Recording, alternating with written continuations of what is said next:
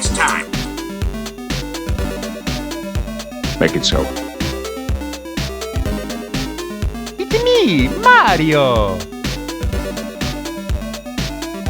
I'm Batman. Strong am I with the Force. Are you telling me that you built a time machine out of a DeLorean? You're a wizard, Harry.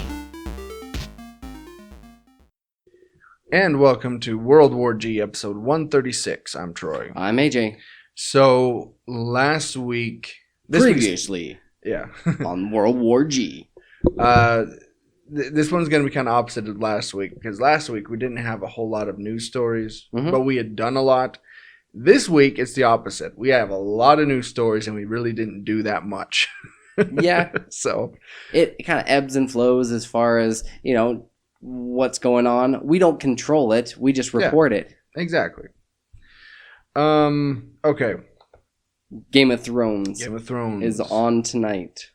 And in honor of that, we are doing 15 superheroes who would win the Game of Thrones. Now, I know superheroes pretty well. You know Game of Thrones pretty well. So between the two of us, I think we'll do all right. I think so. Well, okay, win Game of Thrones because there's all these different regions and areas that they could rule over. I don't get it. Are they looking... This is what they say. Yeah. George R.R. Martin has crafted an elaborate, exciting world in Game of Thrones. It is compelling because it borrows from so many genres. It has great character arcs that come from soap operas, mystery associated with magic realism, and the drama associated with politics. Characters fight to be on the Iron Throne, the chair the king sits in, which is composed of 1,000 swords from people that lost in the War of Conquest. Wearing the crown makes you the Lord of the Seven Kingdoms, King of the Andals. Andals? Mm-hmm. All right. And the First Men, the Protector of the Realm. Given all of the treachery and difficulties of surviving during this time, you'd have to have superpowers just to defend yourself against dragon attacks, poisons, grayscale, conquering armies, you name it. So, let's answer the question, shall we? Which superheroes would win the Game of Thrones? And this is just their ones that they think would have both intellectually like a good fighting chance as well as strength. Well, I think just the ability, the cunning, Okay. Number 15, Wolverine. Wolverine is the ultimate survivor. His mutant healing power not only gives him longevity, but the edge as well in combat. He also has immunity to most poisons and other things that can cause mortal harm. If he could survive Hiroshima, he could definitely survive a wildfire explosion. He's kind of like the Jon Snow, right? Yeah. Coming back from the dead. In the Game of Thrones universe, you can only get so far without getting into a fight and shedding some blood. Two things that Wolverine does well and doesn't shy from. So now they kind of go... So each one of these are going to have, kind of how they can survive and what they would do if they were put into that world. Is he like the Hound? Well, this is what they say. Logan would be the person you want to pick if you can opt by trial by combat. Not only that, but given Wolverine's directness and distaste for politics, we can see him being part of the Brotherhood Without Banners, an outlaw group working against the Lannisters and protecting people from unjust sources, regardless of which king or lord they support. Yeah, he kind of do his own thing and just, at his core, he does have the X-Men and Professor X's best interest at heart, and he sees the logic in it, but he kind of does his own thing. Yeah. In a roundabout way. And he's not afraid to get into a fight, that's for sure. Yeah. Number 14, Zatanna. And I'm just going to read, I think most people listening to this know who these characters are. Mm-hmm. So I'm just going to read how they would fit in the Game of Thrones universe. Fighting can take you far in Game of Thrones, but so can magic. Magic has been used to instill fear in people due to it being an extension of the unknown. Zatanna would do well allied with the Red Priestesses who worship the Lord of Light. Reputation alone should have the common folk fear Zatanna and pique the curiosity of the elite. She might even pair well with the dry wit and sharp perspective of Tyrion. Mm-hmm. So I could see that. yeah. Man, these are actually pretty legit fits. All right, number 13, Emma Frost. She even sounds like a Game of Thrones character. Sorry, hang on. My computer's being really slow here. Emma Frost is like one of the White Walkers. Yeah. Emma Frost. Okay. To win the Game of Thrones, you need to be astute in the ways of politics. You need to be able to win over, possibly control, the masses, but still have enough status to earn the respect of the elite. Emma Frost was born into money. You can tell by the quality of outfits she wears. Given her telepathic ability and her ease at navigating politics, we can see her either being allies with the Lannister family or with Peter Littlefinger Baelish. Yeah, he's kind of a Weasley, kind of a character that always seems to be in the right place at the right time. Right now, he's currently with the Starks. Mm-hmm. Kind of doing that thing because he helped out. Yeah. But he just goes wherever, like, in his best interest is. No, I could see Emma Frost being with the Lannisters. That makes total sense. Yeah. Number 12, Eternal Warrior. Who I've never heard of till right now. Right. Gilad Anipada, also known as Eternal Warrior, was born in 3268 BC and has literally millennia worth of fighting experience. In the Valiant Comics universe, he is an immortal that has superhuman strength and stamina and the ability to heal from almost any wound. Another contender for the trial by fire or combat. The Eternal Warrior would easily earn the respect of those around him due to his legendary prowess on the battlefield. Perhaps Gilad Anipada would fare well allied with Dorne. The Sand Snakes vow to never have weak men rule Dorne again, and the Eternal Warrior is anything but weak. With the Eternal Warrior at his side, perhaps the Red Viper could have gotten the vengeance he so desperately wanted from the Mountain, Gregor Clegane, I guess. Someone as honorable and strong as Gilad might also fare well fighting with the Starks. Number 11. Fing Fang Foom. The father of dragons. Yeah, right? The father, yeah. When you think dragons in the Game of Thrones, you can't help but think about the mother of dragons, Daenerys Targaryen. Given his strength, size, and intimidating presence, we think he would fit right in with Drogon, Rhaegal, and Viserys. Are those her dragons? Mm-hmm. Okay. The big problem is that the three dragons are, to the breaker of chains, her children. Fin Fang Foom would not want to be treated as such. After all, his people did come to Earth to conquer it, not to be led by Khaleesi. She does have there is an interesting dynamic between them because they're still wild creatures. As much as she is, has control of, air quotes, control of them. Yeah, they're still beasts. Right. That do their own thing. Number 10, Sunfire. If you don't know who any of these people are, you can obviously go Google them. GTS. Given that Sunfire's mutant ability is to create fire, he would be in high demand and his powers could take him all the way to the Iron Throne. Dorne remained independent from the Seven Kingdoms for many years and joined the Seven Kingdoms not by force but through marriage. By doing so, they've retained much of their culture viewpoints, giving them a strong cultural identity. Perhaps Sunfire could find allies with the Dornish people due to their strength through culture. Number 9, Tony Stark. Makes sense? Yeah. He's even got the name. Name means a lot, in the Game of Thrones world. That's true. Don't let the above image fool you. We're not letting Tony use his armor because that would be both unfair and no fun. Even without the Iron Man suit, Tony is one of the smartest people in the Marvel Universe.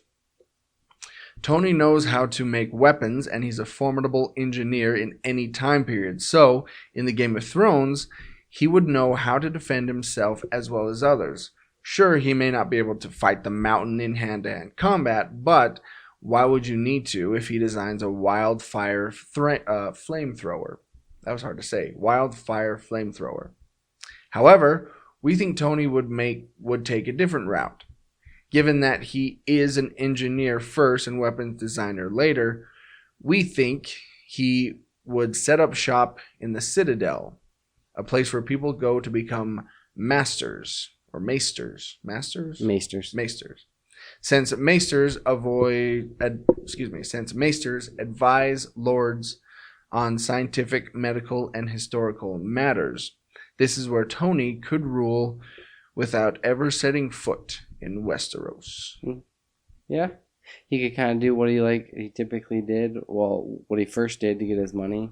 You've got him designing weapons. So they could just have him do that. Number 8.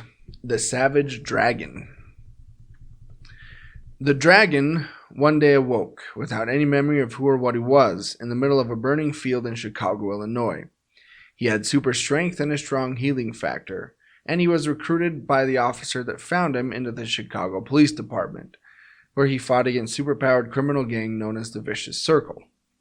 Because of his appearance, the Savage Dragon would probably be comfortable amongst fellow dragons, and if the spot hasn't been claimed by Fin Fang Foom, he could be allied with House Targaryen. Given the fact that the dragon joined the Chicago Police Department, he has strong morals, a sense of right from wrong. Well, the Chicago Police Department argued. A sense right from wrong. A sense of right there's a gray area. Yeah, there's a gray area in there. That is tempered as strong as his skin. With his driven need to protect, he might find himself on the wall, repelling such invaders as wildlings and White Walkers. I can't help it. Whenever I hear Chicago, Illinois, I automatically go 60652. I'm like thinking Scruff McGruff. Yeah. Chicago, Illinois 60652. Yeah. I know. I think of it too. So why didn't Scruff 90s kids go fight him? He's starting fires. Scruff's putting them out. It's true. I'd like to see a fight between Savage Dragon and Scruff McGruff. Scruff takes a bite out of him. I take a bite out of crime. Now, did you know, by the way, the guy that talked the voice Scruff McGruff was arrested for pot possession? No way, really? Yeah. Oh, that is awesome. Yep, I think he's currently in prison. Oh, wow. Yeah. Go figure. Go ahead and ruin your childhood for you. Yeah, that bites. Number 7, Animal Man. I'm not going to read that. I'm just going to go into it. Given that a good number of Stark members have the ability to warg, enter the minds of animals, he might do well allied with House Stark. However, the children of the forest worship the old gods of the forest, and rumors point to them as the ones that carved faces into the weirwood trees. Given their divine connection to nature, Animal Man would fit right in. I really thought they were going to go with the Hound or something kind of direction. Number 6, Zebediah Killgrave. Ooh, I've never heard of it. Can't say it. He was the villain on Jessica Jones. Oh, the Purple Man. Yeah, okay. Yeah. Given the Purple Man's taste for torture and mayhem, he would probably do well allying himself with House Bolton. The Bolton's sigil is a person being tortured on a wooden X, and the unofficial house motto is, "A naked man has few secrets, a flayed man none." In fact, we think he'd be best friends with Roose Bolton, who spent many an episode gleefully torturing torturing Theon Greyjoy, who he renamed Reek as an extra insult to injury. Number 5, Namor. Given his relationship with the sea, it's most likely that he would find himself allied with the Iron Islands. Mm-hmm. The Ironborn have developed a culture centered on raiding and pillaging, which explains why the motto of House Greyjoy is "We do not sow." Yay! Let's see. Yay. Yeah, we can't really imagine Namor tilling a field either. Hear ye. It's just I'm getting into I guess I'm getting in that mindset. The Game of Thrones mindset. Number 4, Black Panther. 1 second. Just waiting for my computer. Hang on. I could see him. I mean, There we he's go. kind of in already a prince royalty kind of position. Yeah. Come on. I'm trying to scroll up, and there we go. Okay. The Black Panther is an honorable man and someone who is fiercely dedicated to his morals and beliefs. The members of House Stark are admired for their dedication to their beliefs, and both Ned and Robb have died defending those values. It would certainly be a good matchup to have T'Challa working with, or even possibly as, the King in the North. His gunboat diplomacy skills would be second to none. Number 3, X-O Manowar. To be fair, we don't think he could be in Game of Thrones and be in possession of the X-O Manowar suit, but even not protected by the sentient armor, Eric still is an excellent fighter and leader of men. He could challenge any physical threat sent against him, given that Arik is a Visigoth barbarian. He might do well allied with the free folk, the wildlings that live in the lands beyond the wall. If you don't know who X-O Manowar is, go look him up. His outfit's really goofy. Number 2, Mystique. Based on her mutant ability to change into any person she wanted to be, she would most likely work with the God of Death, also known as the Many-Faced God. That's exactly. As soon as they said her, I'm like, she can just kind of shapeshift like they do. She would fit in quite well with Jaqen Hagar and Arya committing assassinations, masquerading as others. She would easily do more harm impersonating others and acquiring intelligence than an entire army of Unsullied. She's all over there. The Mystique has no name. Number 1, Vandal Savage. Vandal Savage is possibly the oldest human in the DC universe. He's also technically the first murderer. Savage is also credited with having destroyed Atlantis and possibly leader of the Illuminati. He claimed to be the one to have killed Julius Caesar and killed people in London as Jack the Ripper. He'd be perfect for the Game of Thrones universe. Game of Thrones is filled with vile characters like Joffrey Baratheon and Ramsay Bolton, whose names are associated with cruelty and torture. Vandal does not value life and has no morals to prevent him from committing the cruelest acts. We can see him being more devious than Littlefinger, forming alliances with virtually anyone to get chaos and destruction. Whether it's a White Walker or Lannister, Vandal will do literally anything to get what he wants. You know who I think would be kind of funny in the Game of Thrones universe? Is Professor X. And you had Hodor carrying him around. He's like, dang it, Hodor, stop. Like, Hodor. That's funny. That, or I was trying to think of any other superheroes I think would do pretty well. Without his strengths, Thor, he's already kind of in that mindset, mentality, hierarchy. The Hulk. Bruce Banner, the Hulk. Yeah, kind of pull a Tony Stark with intelligence. Mm-hmm. But see, you can't take away his Hulkness, so he'd still have that. Yeah. And so he would transform, and the Hulk can be. I mean, I see him in his Gladiator Hulk outfit that we're gonna see in Thor Ragnarok. He'd fit right in. Oh yeah. Who else? Captain America, maybe. No, not really. No. No. What about Batman? What about Bruce Wayne? Just if you took, if I guess I could see that. He's got intelligence. He's a trained fighter. Kind of assassinate people that, like, yeah. I mean, there was a story where Bruce Wayne, quote unquote, died, and he was actually living different lives through time, and so he had to rely on his other skills and abilities. Yeah. Rely on his intelligence and ability to make weapons, and I think he'd do pretty well. Aquaman would do pretty well. Yeah. Already a ruler, so I mean, I could say Superman. I gotta say Superman, right? Yeah. And he wouldn't even really have to hide who he is, Right. Just he could finally be free to be himself. Yes, be yourself, Superman.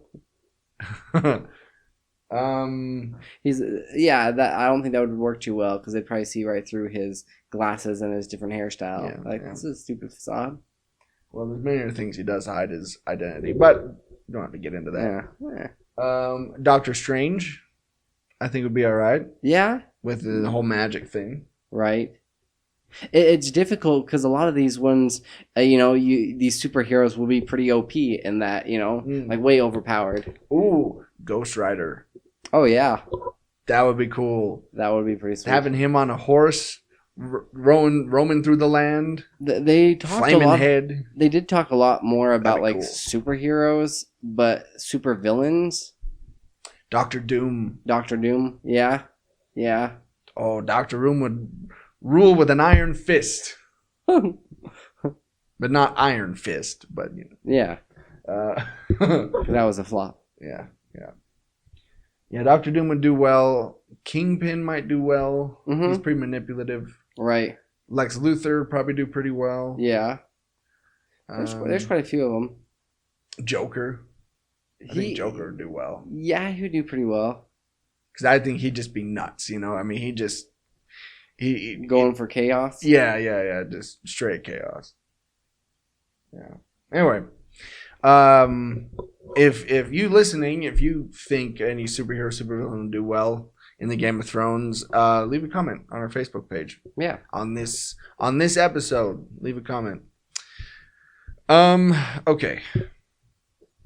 Where are we at time-wise here? Let's take a break.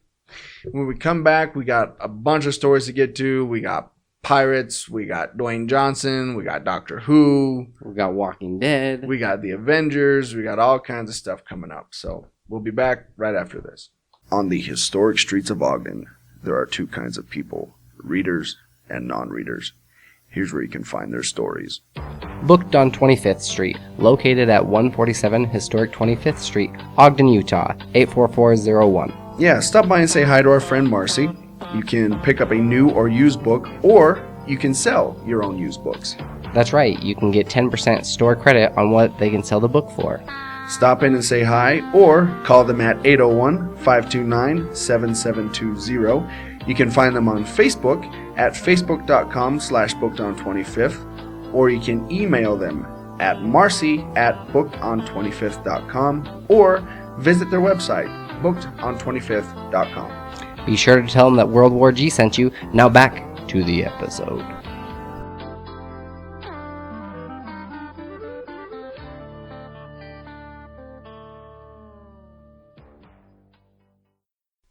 And we're back. All right. So Pirates of the Caribbean, the ride. We all know it. We all love it. That's actually my favorite ride at Disneyland. Mine too. Yeah, every time I go, that's the first one I always hit. Oh, same here. Yeah. That and Haunted Mansion. I always hit them first. Well, when the Pirates of the Caribbean movies came out, they kind of retrofitted the ride to kind of fit the movies. Including Jack Sparrow everywhere. Well, now they're doing another slight change, but this one is more PC related. Pirates of the Caribbean in Magic Kingdom's Adventureland is a classic, dare I say, sacred Disney attraction for many reasons. First and foremost, it was one of the last attractions that Walt himself worked on. But that's not the only reason. It's been around since the 1960s, and it exists in 3 of the Disney parks around the world. What's more, the attraction has spawned a multi-billion-dollar movie franchise that has since influenced the attraction, which we were just talking about. Yeah. Needless to say, there are many fans of the attraction. Attraction scene change. Pirates of the Caribbean will be receiving an update soon, and one of the most recognizable scenes is going to be revamped. The auction, Take a Wench for a Bride scene, is being replaced with a new version called Auction Surrender Your Loot. The change will remove the scene selling women and move to selling goods like pictures and jewelry. Dang it. I liked plundering booty. We all like plundering booty. Don't worry, your favorite red-headed audio animatronic will stick around, but she'll be recostumed as a pirate. Other changes will... Female pirate? That's blasphemy. There's no such thing. Other changes will include other updated animatronic characters, costumes, special effects, lighting, sound, and music from the movies. The only constant is change. These changes will be consistent with the original vision of humor and adventure for the attraction and the land. But some critics still say this isn't a good idea because it's supposed to be a tongue-in-cheek nod to the mischievous pirates. However, Imagineers note that change is a tradition in Disney parks, and even Walt himself said that the parks will never be complete as long as there is imagination in the world. It'll be a little while before we see changes stateside. Disneyland Paris will be updated first on July 24th of this year, but Disneyland in California and Walt Disney World in Florida won't receive the update until 2018. I like how they throw in that little, invoke Walt Disney's name and be like, hey, look, he said this, and so, Look, it's not us. Yeah. Okay, it's not us. Don't get mad at us. This was Walt's thing. I thought their whole intent, at least with like the one in California, is California Adventures constantly changes, but Disneyland remains kind of nostalgic.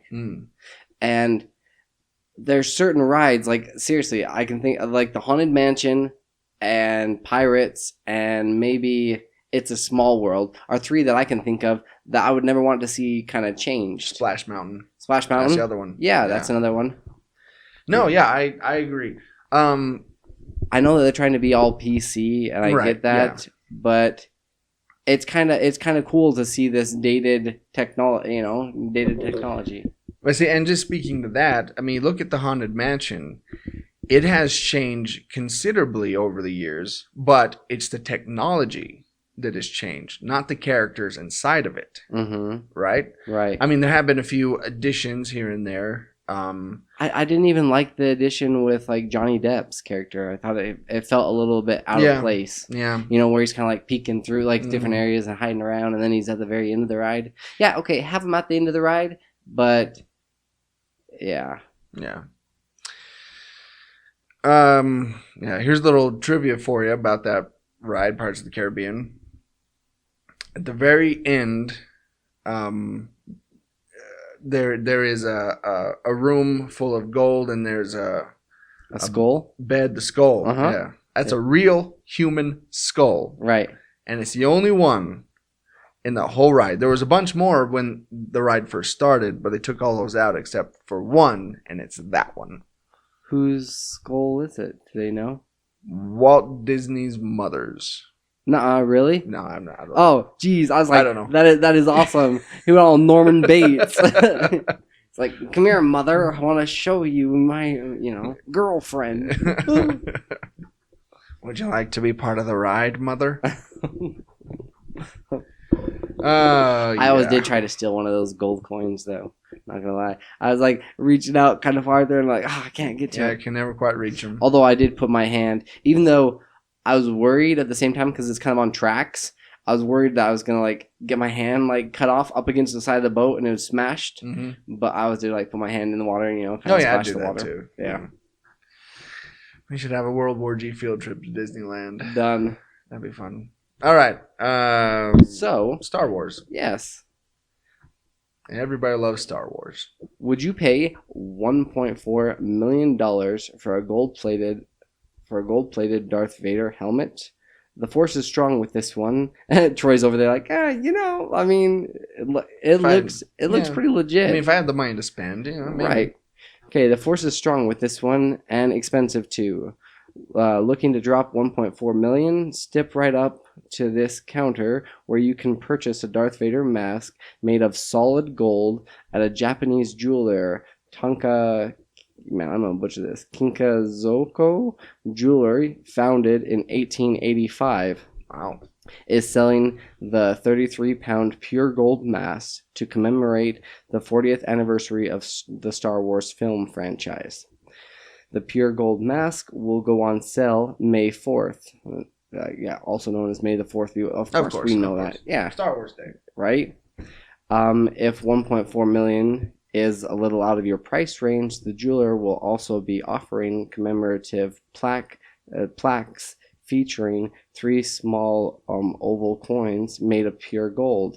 Yeah, they're only offering 77 of them. That's, man, that does look pretty dang awesome. If you get a chance to check this out. Is it wearable though? That's my question. I don't believe so, but would you really want to? Yes.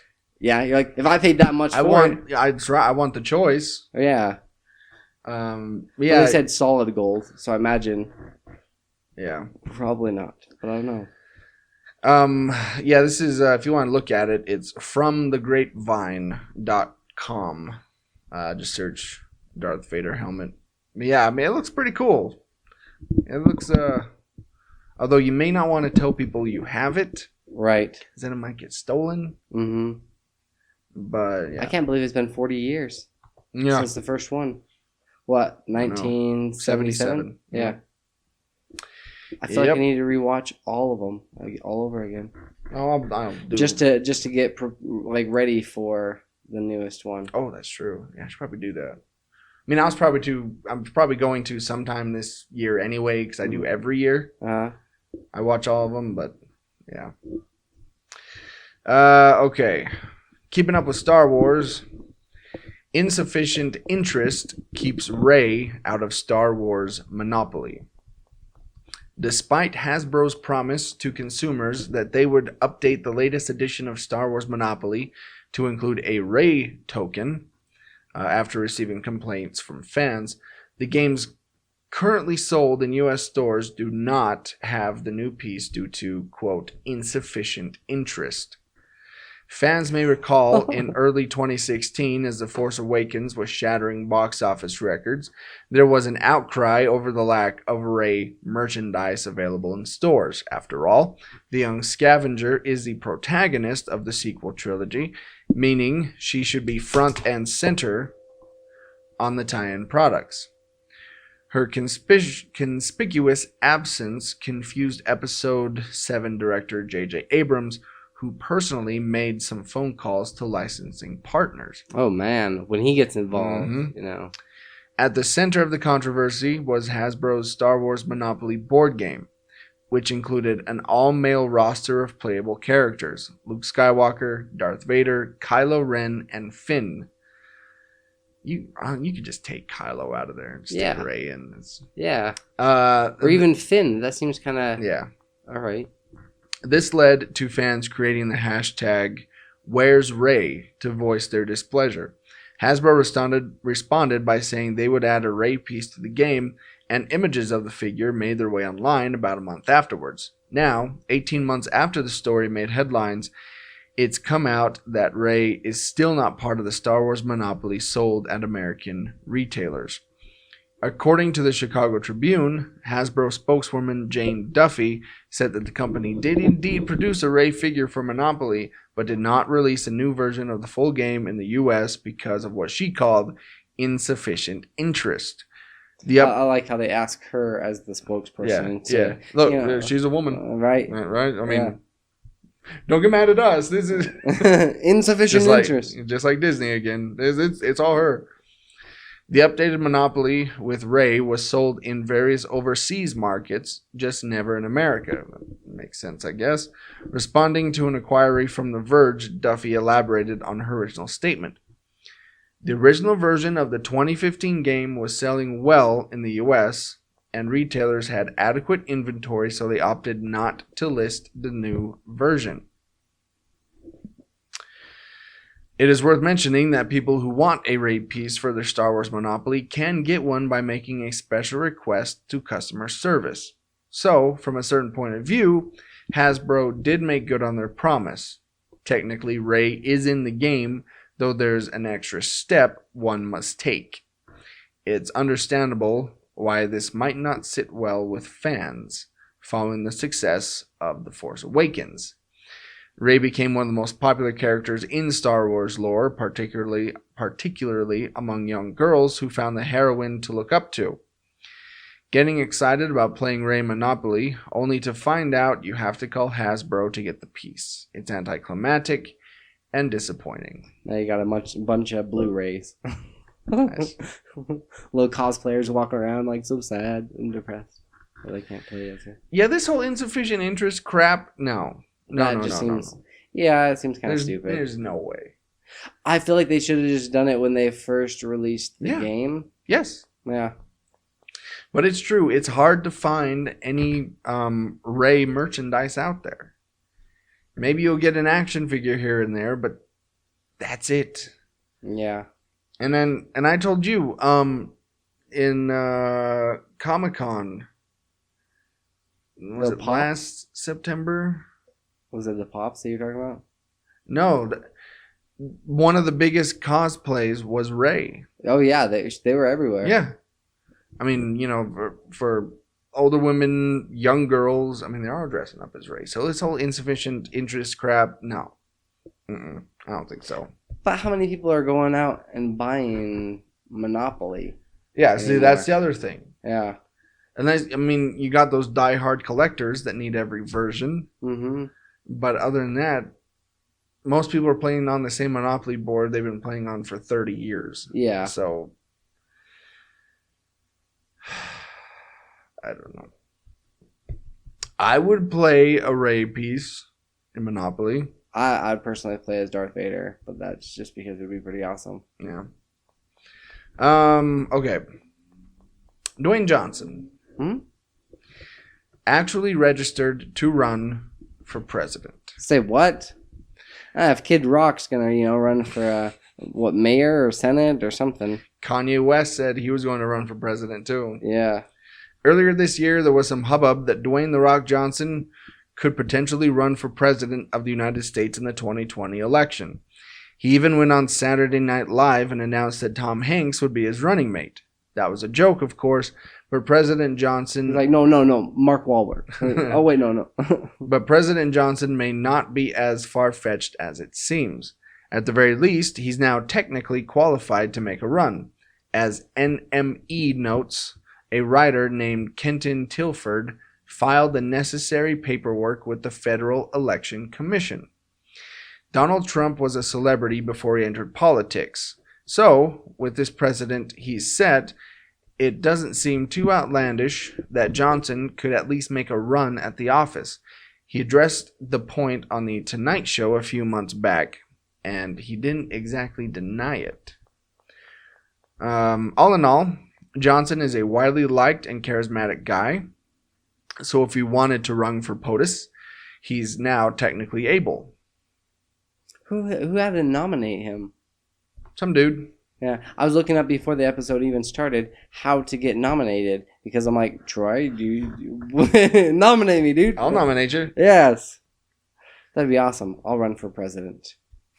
Yeah, I mean, you would think you'd have to have some sort of political, background. Yeah, not so much as anymore. We're finding out. Yeah.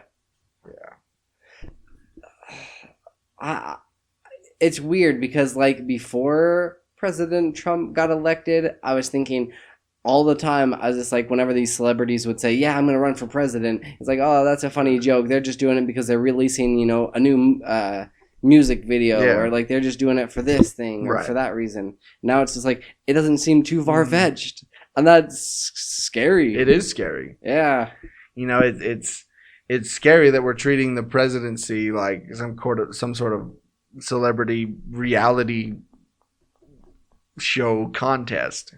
Yeah. Like, who's going to be the next celebrity president? It's high school all over again with like a popularity contest. Yeah. Well, even popular vote. Well, I guess that's not the case. Well, we could get into the whole thing, but that's... Yeah.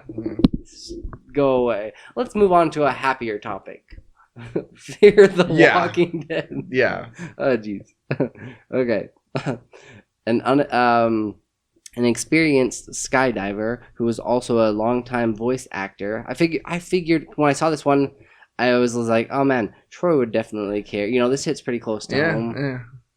I like voice actors. A longtime voice actor has died after a mid-air collision during a jump at a Southeast Texas skydiving center. The Houston Air Center Skydiving Spaceland says in a statement that the two seasoned skydivers deployed parachutes normally during a planned group jump on Saturday, but they later collided and fell to the ground, killing one and injuring the other. I believe actually he was still alive, and they rushed him to the hospital, and later on through like complications, and I mean that's a heck of a fall. Ended up dying from it.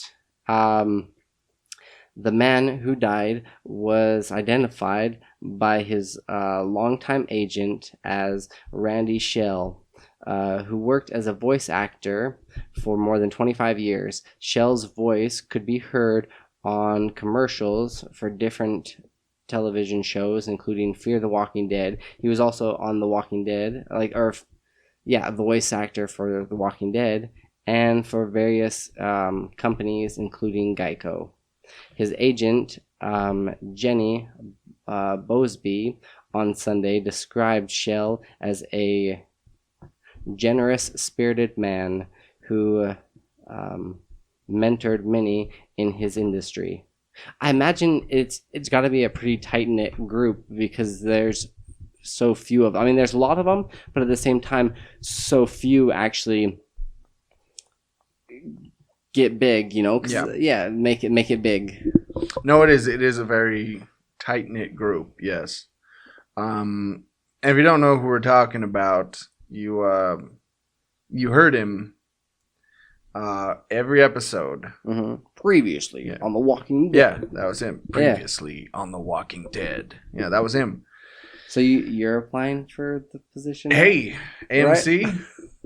Give me a call. Yeah.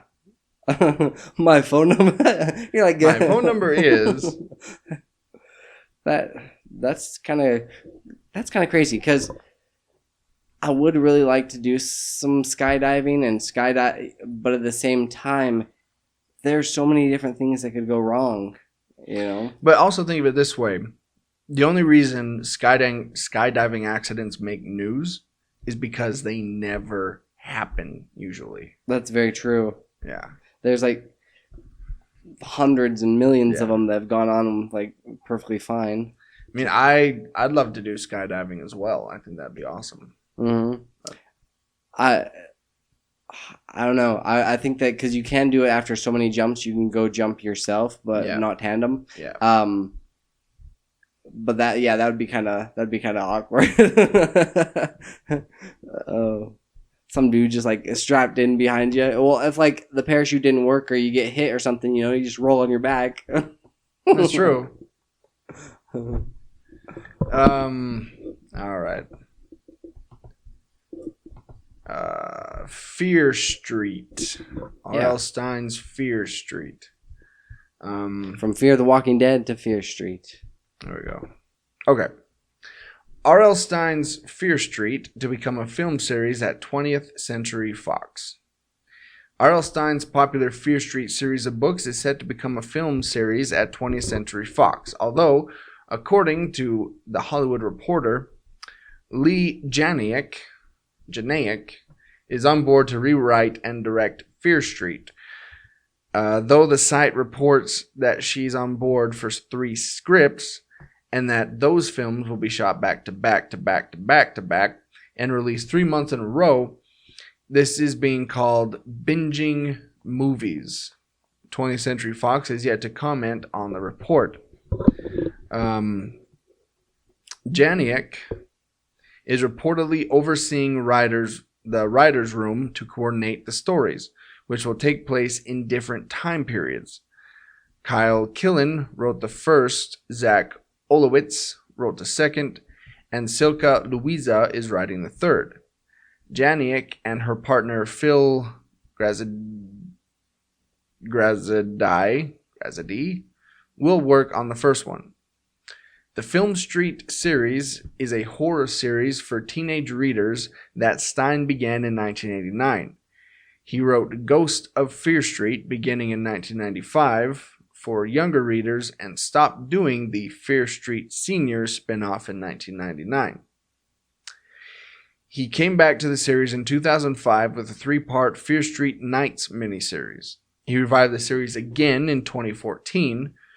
The books are set in a fictional town of Shadyside, Ohio, and take place in the 1980s and 90s.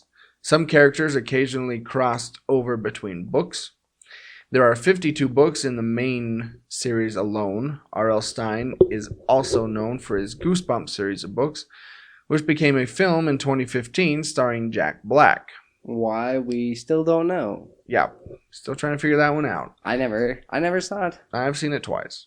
What? Yeah. Was it that good? No, it's just, I don't know why I watched it again, honestly. Yeah.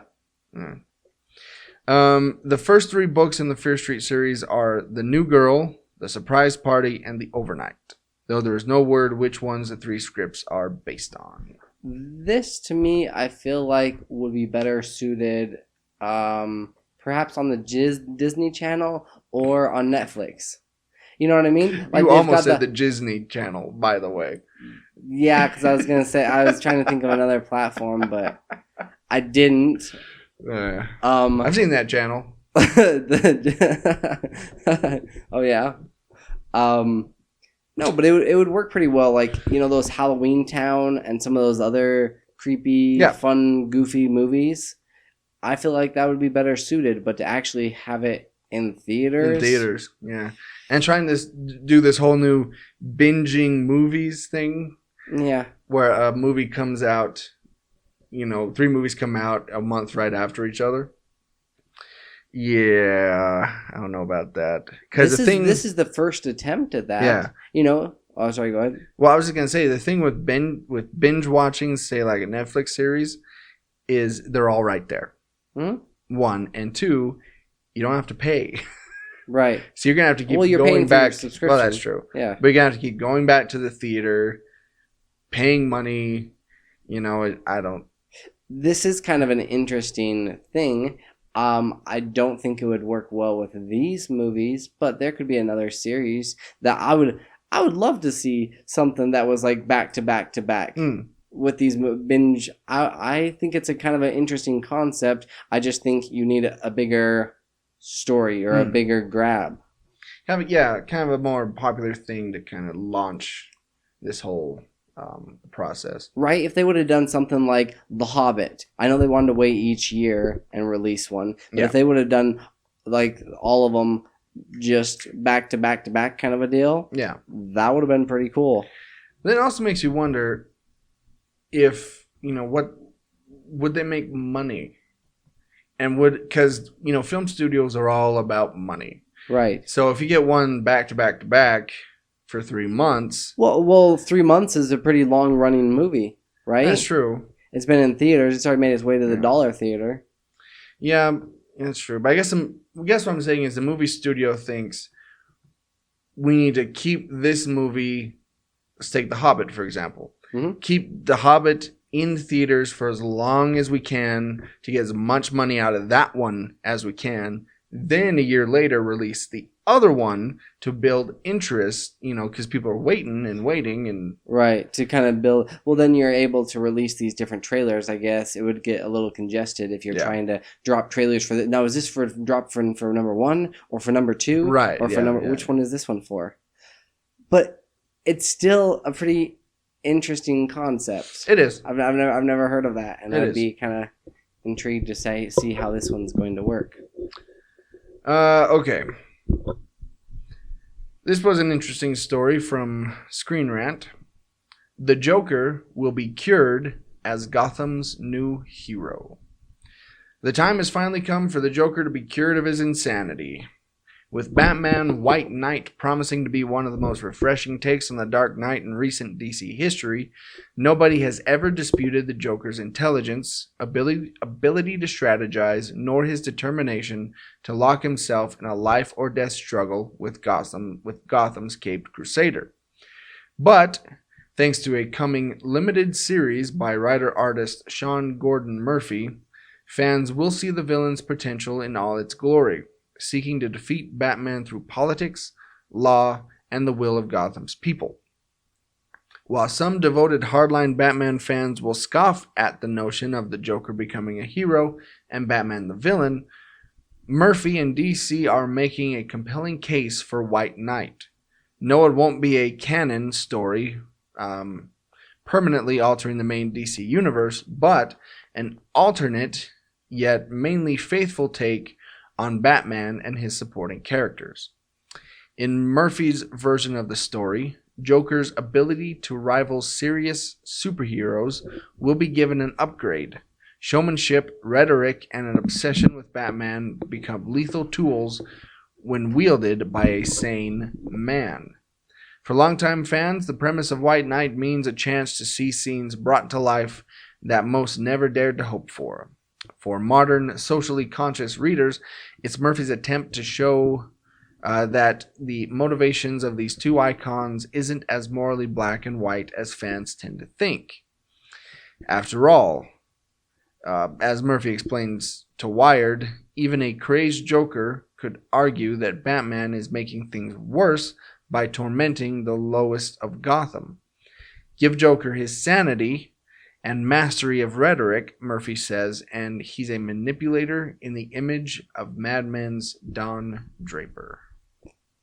This sounds really intriguing to me. You've got this reformed, Joker that everybody's kind of like feared, but then he's changed, and everybody in Gotham would be like, oh wow, it's good that he's finally got like some help and he's reformed and he's making something with himself. But then you've got Batman and Bruce Wayne on the other hand that are like kind of, they've seen what he's done. They've seen what he's done and what he's capable of doing, and to put him in a position of power. Yeah.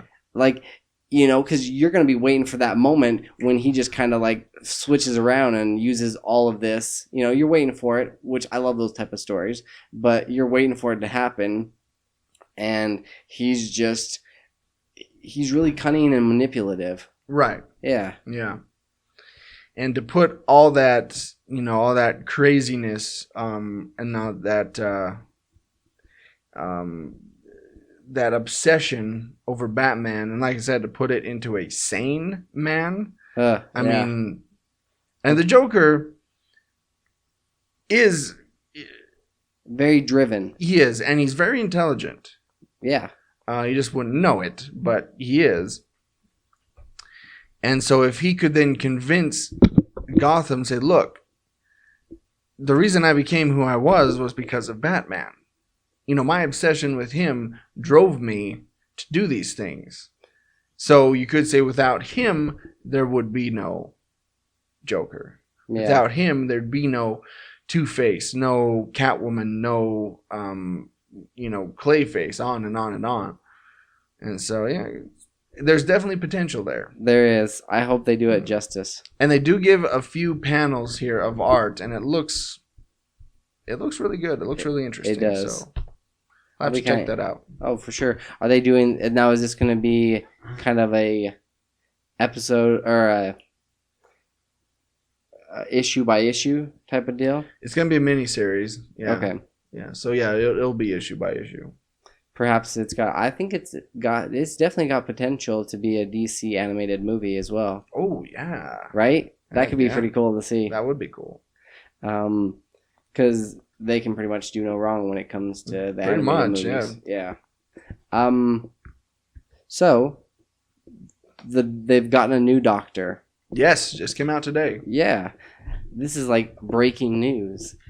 The BBC has just announced that Jodie Whittaker will be the latest actor to take on the role of the Doctor on the Doctor Who as the 13th Doctor. Whittaker will replace the current Doctor, the 12th in the series history, played by Peter Capaldi, in an upcoming Christmas special before taking on the role fully in the upcoming 11th series of the long-running British science fiction show, which is expected to air later 2018.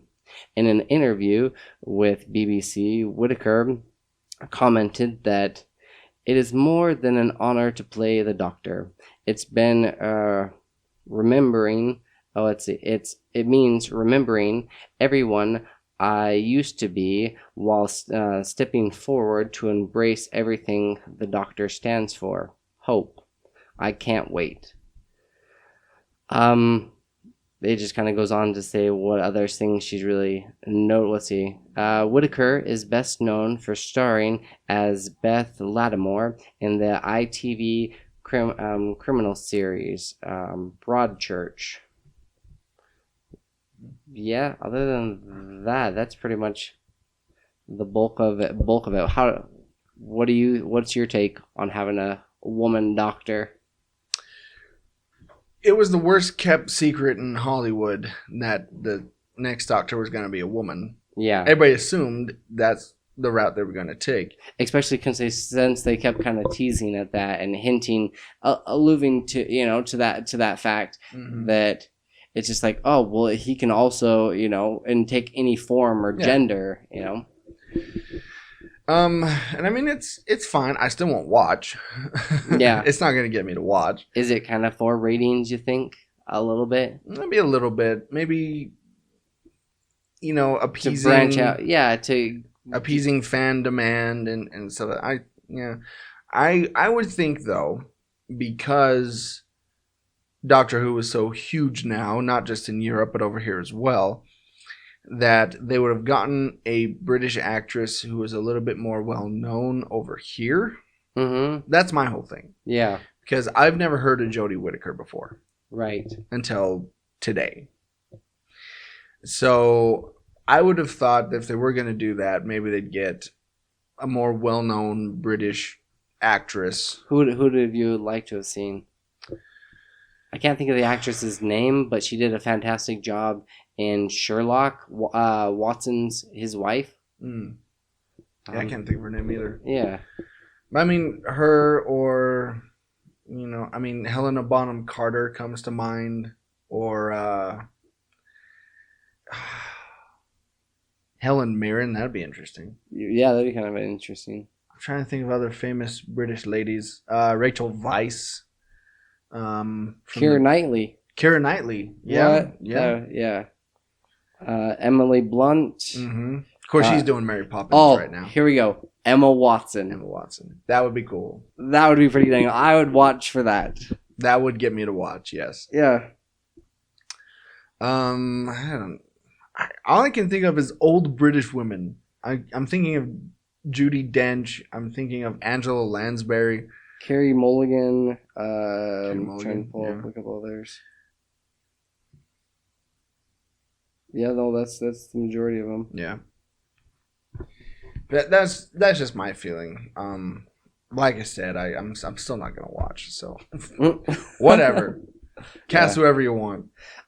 It'll be kind of interesting because they do remember all of their So it's going to be a difficult shoes to fill for her, right? Yeah. I imagine it's going to be because how do you play it? Do you play it more of because the Doctor has to kind of remember who he is and am I this type of doctor or am I this type of, he's got all these previous experiences. Right. But I just hope they don't do it too cheesy, Yeah.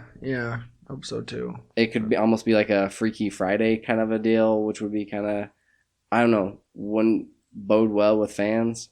If they kind of, I guess I can't go into this restroom. I got to go into the women's restroom. Yeah, if they don't play up the whole gender thing too much and like just dive right into it and make her endearing within the first episode, then I think they won't have an issue. Have her look down and be like, oh, where did it go? Or, something like that. Something cheesy. Uh-huh. Then, I can see it. You can see it working. So we mentioned quite a while ago, we were talking about Disney reboots and stuff, which one we would like to see. Mm-hmm. And we mentioned Aladdin. Yeah. Live action Aladdin. Well, shortly thereafter, it came out that Disney was making a live action Aladdin movie. You're welcome. You're welcome. Since everybody seems to be listening to us now. Yes, exactly. Even those Disney executives. And we have the cast. D23 Expo is going on this weekend. So there's a bunch of news that have come out from there. I'm sure we'll have more next week. And one of the things that was revealed was the cast for the live action Aladdin. The Walt Disney Studios took the stage at D23 Expo this weekend and surprised the world with the official announcement of the two leads of their live-action Aladdin movie. Mena Massoud, the 99 and Jack Ryan, will play the titular street thief, and Naomi Scott from Power Rangers is set to play Jasmine. The studio also confirmed that Will Smith will play the role of the genie in the film, and that it will not only borrow plot elements from the original animated movie, but also its basis, 1001 Arabian Nights. Guy Ritchie will direct the film, which has a script by John August, and will keep the musical elements of the 1992 hit. Aladdin was nominated for 5 Academy Awards and won 2, including Best Original Score and Best Original Song for A Whole New World. Based on the Middle Eastern folktale Aladdin and the Magic Lamp, the 1992 animated film was co-directed by Ron Clements and John Musker, who blah blah blah blah. Yeah, we all know. Okay. Aladdin joins a long list of live-action remakes by Disney of their classic animated films, including Cinderella, The Jungle Book, Pete's Dragon, Beauty and the Beast, The Lion King, Mulan, Dumbo, and more. You'd think they'd almost want to kind of play down a couple of those. Pete's Dragon, one in particular. People love Pete's. You didn't, but I people thought it was loved horrible. That movie. Yeah. It was it was so stupid. And it's also been. No, people didn't love that one. I guarantee you that didn't get good reviews on on Rotten Tomatoes. Well, you looked that up. All right. While you're looking that up, it was also revealed that Hugh Jackman might be cast as Scar in the upcoming Lion King. Yeah. That'd be an excellent choice. Yeah, I agree. Could be a rumor. Just speculation. You never know. And that's kind of people are saying. Man, I'm wrong. I don't like being wrong. 87, and even audiences put it at 73. I told you, man.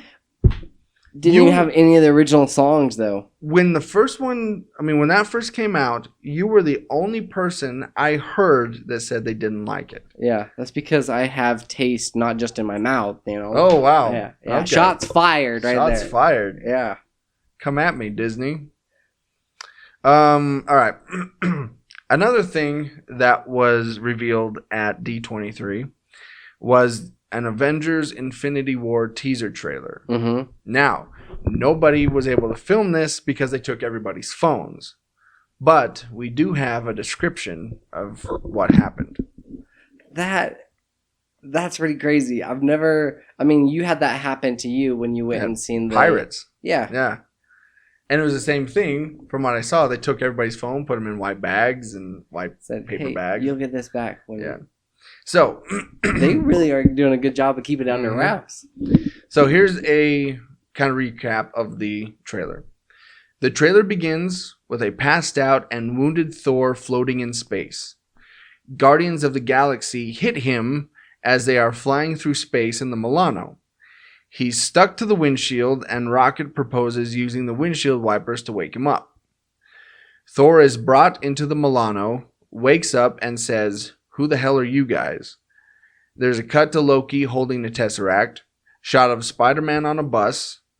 Armhair stands up, confirming spider sense. Iron Man working with the Guardians. Thanos arrives to battle Avengers. Spider-Man shown wearing new suit from the end of Spider-Man Homecoming.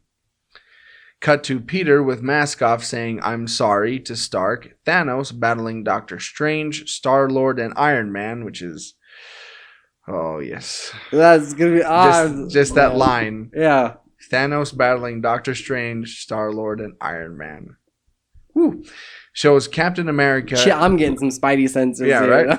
right? Shows Captain America in new suit with a beard. Black Widow is now blonde. Thanos pulls pieces of the moon to Earth to toss at Avengers. Wow. Logo. What? I Yeah. need to see this trailer. Yeah, just let that sink in for a second. That's pretty awesome. Yeah. It was kind of funny as you were reading that. I'm like closing my eyes over here, like visualizing the whole. imagine, Yeah. I'm like, I can see it. Yeah, Dang. I want to see that trailer now, but Yeah. apparently it's not going to be seen for a while. So For how long are we talking? I don't know. I don't think I've ever been more excited to want to see a trailer. Mhm. You know, right? If I had a guess, I bet we probably won't see it until the end of the year. With some of the bigger winter movies that come out, Right. I bet that's when we'll see it. Maybe because I think Thor comes out in November, right? Maybe I will have to see that Hugh Jackman movie. In hopes that there's an Avenger trailer. Well, I told the story. I'll do whatever it takes to see a trailer. Because when I was 16 working at that movie theater, we had the X-Men 2 trailer. Mm-hmm. And we had just got it. And my buddy was like, "Let's string this up and watch it." But we had to do it at the end of a film because, it wasn't digital. Right. Back in my day, And so we watched Made in Manhattan, the whole thing, just to get to the X2 trailer. So Oh, wow. if I can do that, Yeah. then I can sit through The Greatest Showman on Earth. If it means you get to see Yep, the greatest show on earth. exactly. Yeah. All right. I love how they're like tying all the worlds together. Mhm. That's just awesome. Okay, let's take another break. And when we come back, there was a new trailer that dropped, so we're going to talk about that. We also watched a couple films, so we're going to talk about those. And we'll be back right after this. Are you feeling nostalgic about your music listening needs? Do you like the tonal quality that only a record can provide? Then go check out Lavender Vinyl, located at 123 25th Street, Ogden, Utah. Yeah, go talk to Kylie or Blake. They have a large selection of new and used records. They will also buy your old records, maybe the ones that are just sitting up there in the attic, gathering dust.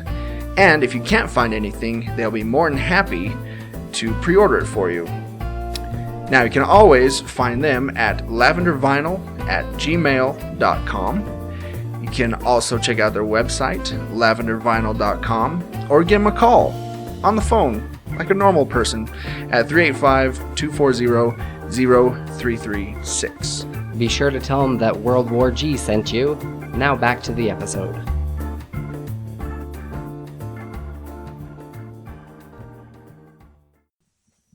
And we're back. All right, so there was a trailer that dropped, within the last couple of days?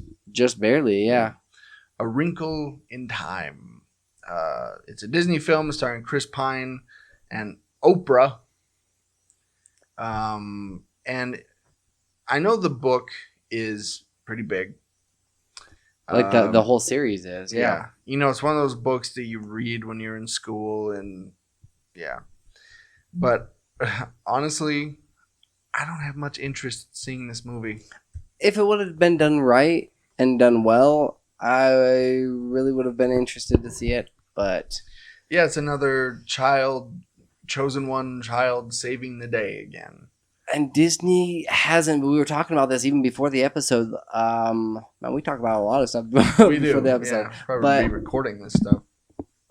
But they've really not done a decent live action one. Not in a like while. Like this in a while. Yeah. I mean, they have pirates, and that's pretty much it. Mhm. Because, I mean, look at movies like Tomorrowland and what are the others we mentioned? There was a couple others. Alice in Wonderland. Yeah. The Great and Powerful. The Yeah, Oz Oz, one. Great and Powerful. They're all flops. They don't BFG? do that. BFG. Yeah. They don't do that well. And I want to say it's partially due to the acting, and it seems a little out of place. Yeah. You know, you've got these other worlds that they create where it actually seems like within the realm of possibility, and then you've got these ones where they're, you know, like Oprah's character. After watching it, she's like really big and over the top, and it's got this crazy costume on that just looks kind of hokey. Looks Hunger Games-ish. Mm-hmm. Yeah, I mean, I don't care, honestly. Yeah, unfortunately, this one I can't see you doing that well. No. I mean, Even with a big name there's quite a few big names. I mean, I enjoyed Tomorrowland. I thought it was perfectly fine, but wasn't anything great. But yeah, I mean, we were also talking, you know, back in the 60s and 70s, Disney live action movies were That was their the bread and thing. butter. Yeah. I mean, you mentioned Blackbeard's Ghost, Herbie, the Apple Dumpling Gang, you know, all these great family films that have since become classics. Now, I mean, you got pirates, and that's it. That's really, yeah. And yeah, like I said, this new one, Wrinkle in Time, I have no interest in seeing it. Maybe if I get bored one day, that's the only way I can see. And then you'll watch it twice. Then I'll watch it twice. Yeah. But as far as movies that were really good, I ended up seeing 47 Meters Down. Yeah. This one, I was surprised that it was only released in select theaters, and you had to go you had to go all over the place to try to find a location that it was playing. But I just happened to pull up because I was just like, let's see what's playing at the different theaters. And at your old stomping grounds, the Cine 6 theater is showing it for a limited time. And it was crazy because I went there and I'm like, this little theater, nobody's really going to go see this movie. It was it was packed. Not even, it was sold out. So, really? Yeah, I went there and it was a couple minutes before the show started and there was a couple people in line before me and they were like, they went to buy tickets for it and it was sold out. And so I'm like, well, I drove all this way. I'm not going to not see it. And I didn't want to wait until 9:10. Yeah. So I ended up getting a different movie ticket for, what's the one with the old guys that do the Bancroft hybrid? The bank heist? You know what I'm talking about? Yeah, with Morgan Freeman and Michael Caine and Alan Arkin, yeah. So I got a ticket for that one, which was showing at the same time. And they're like, oh, yeah, it's the last theater here. And I just, walked over, looked back. I didn't even look back. I just, walked into this theater right when it was starting. The only problem was every seat was really taken. When they say sold out, it was pretty packed. Sold out, yep. But I ended up sitting at the very front, in the very front row. Dude, seriously, it's only about 10 feet away from the screen. So I know. And you're sitting here in this chair. I'm looking straight up, which only I think added to it because they did an interesting thing with because you felt yourself 47 meters down. Yeah. That and I looked to my left and to my right, and all I could see is screen. Right, yeah. But so they did come something kind of interesting because once they actually, well, let me go back and start with the premise, which, it's kind of surprising. It only got 54 on Rotten Tomatoes. I liked it a heck of a lot better than that. Yeah, people are not liking this movie. Really? Yeah. It was a pretty simple premise. You know, you've got Kate and Lisa, two girls that go down to Mexico for a trip. One to just have adventure, and one to, get away from other things that she's got going on in her life. And so they decide to. I mean, it already sounds kind of shady because they go out partying, meet up with these guys that say, "Oh yeah, we do this all the time. You should go with us, and we know a guy, and for $100 you can go swim with the sharks." And totally legit. Yeah, okay, because she's trying to get back at the guy that just broke up with her. So her sister kind of eggs her on and says, "Hey, like he says that you're not adventurous enough. Like, let's prove him wrong." So they go out on this boat, start chumming for him, hop in, everything goes well with the other guys, but then when the girls get in there, all of a sudden, like, the line kind of breaks, and they go down 47 meters. Right. Then they're kind of left at the bottom, but they did an excellent job as far as building up suspense, and it was pretty murky and dark, and you've got all this silt on the bottom, because I've done a lot of scuba diving, but I am like Patty certified. Oh, hey. Right? Look at you. I know, right? I'm not to brag or anything. Although I would never go up to the dam and go scuba diving. I'd be worried I'd find like bodies. Yeah, probably. Yeah. But there's all this silt at the bottom of the and so you can't see very far, and she's like looking around, and they do a good job with like building up suspense because these sharks are crazy.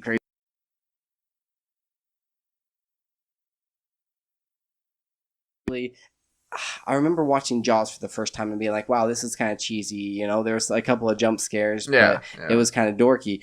But I mean, it was all right, and it had its place, but I couldn't imagine with the hype around it where people were saying, "Oh yeah, I was afraid to go in the water." After watching this movie, like it's caused me a little bit to not necessarily want to go in the water for a little anxiety there. Yeah, it was. I thought it was pretty decent. There was kind of a twist at the end that I partially saw coming, but it was worth watching. I enjoyed it. I would probably, out of 3 ginormous sharks, I would probably give it a solid 3. Out of 5. Sorry, I'd probably give it 3. Really? Mm-hmm. Yeah. All right. The acting was subpar, and the kind of twist was okay, but just seeing these sharks and them trying to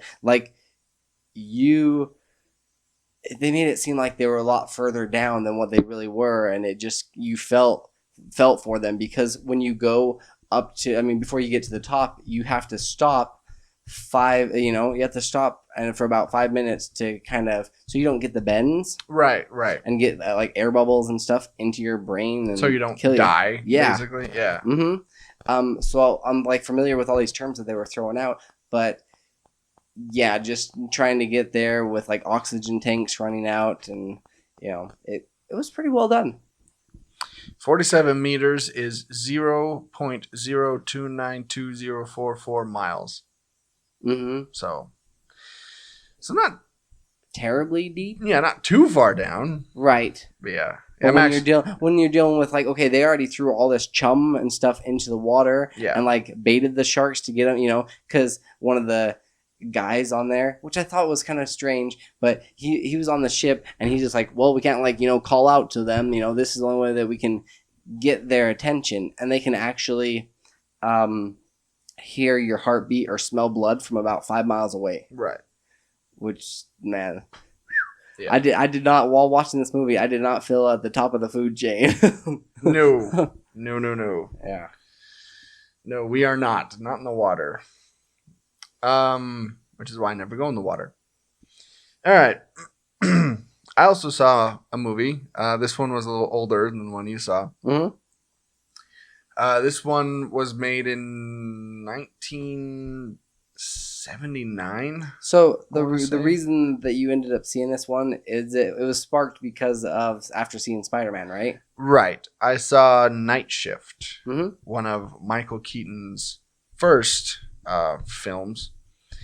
And part of it, yes, was because of seeing Spider-Man. But the other reason, but the because other you're reason- you're doing research on him, Yes. I'm doing these Celebrity 10 videos, which you can find on YouTube. which are actually gaining quite a bit of steam. They I are. feel like they're pretty good actually. And the next one I'm going to do that's going to come out is Michael Keaton. And so as I was doing research on him, I came across this movie called Night Shift, 1982. That's when it came out.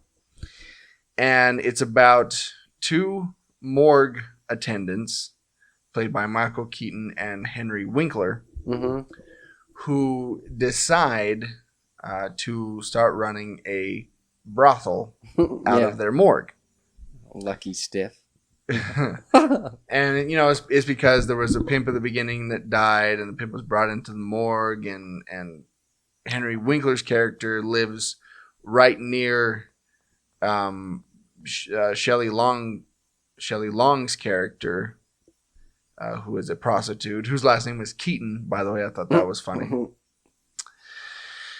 But yeah, it was pretty good. I like I said, I'd never seen it before. It was kind of it is kind of campy and It is. cheesy and over the top and doesn't seem realistic, but it's pretty dang funny. It's funny. Yeah. Like, it is laugh out loud funny. This was one of his first movies that kind of helped gain notoriety for him. Mhm. Yeah, after this, he would do Mr. Mom and then a few other films and then Batman. So, or Beetlejuice and Batman. But yeah, I found myself laughing pretty hard at it in some places. It was a little too long. Could have been shorter. Could have cut like a good 10 or 20 minutes out, but I really enjoyed it. If you're a fan of Michael Keaton, like I said, it was made in 82, so it's a little cheesy. But if you're a fan of Michael Keaton, then check it out. Or if you're a fan of Henry Winkler, check it out.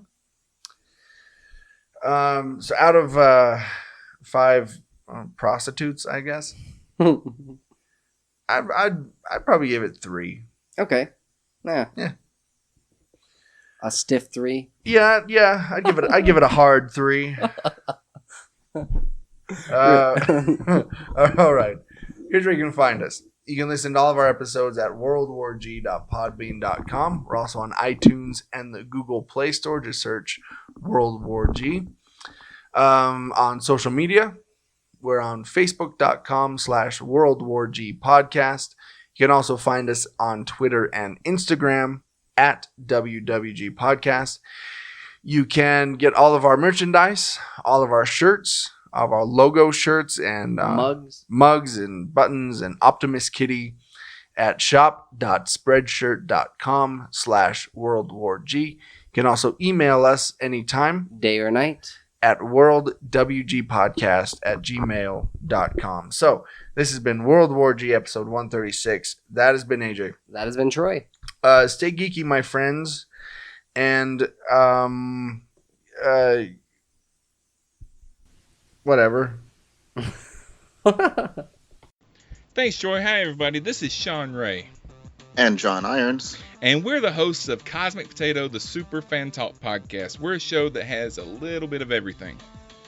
Yeah, we talk about movies and TV and cartoons, entertainment news, and every show has a different theme. That's right. We might discuss anything from our favorite bad movies to who would win in a fight between C-3PO and the Tin Man from The Wizard of Oz. Yeah. That was episode 41, a classic. You can download that episode and all of our other episodes on iTunes and Stitcher. We're on Podcast Addict and, of course, on our website, cosmicpotato.com. It's special guests and movie news and geeky nerddom and nerdy geekery and lightsabers and Time Lords and Ninja Turtles all the way down. So check out Cosmic Potato, the Super Fan Talk podcast.